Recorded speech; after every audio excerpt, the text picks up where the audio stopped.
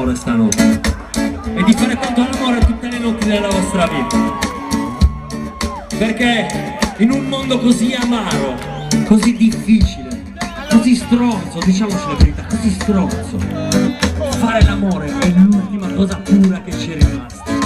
Facciamolo, facciamolo.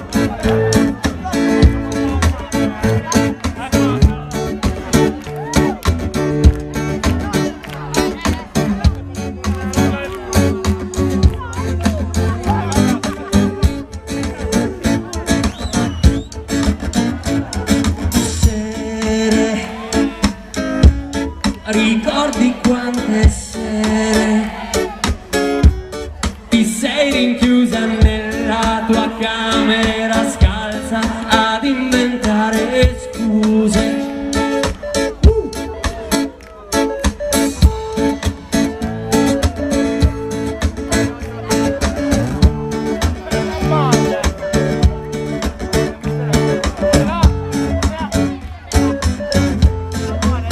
Vi state volendo bene?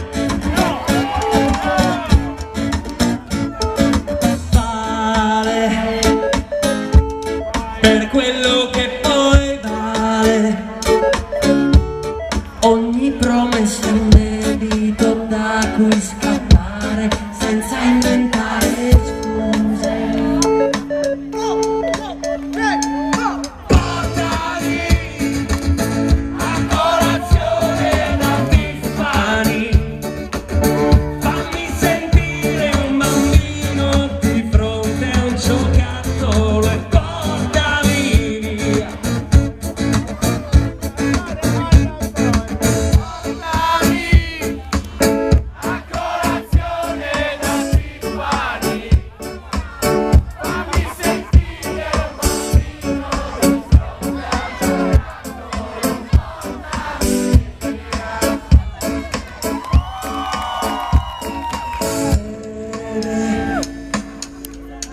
Ho ritrovato fede seduta sopra un prato di fiori.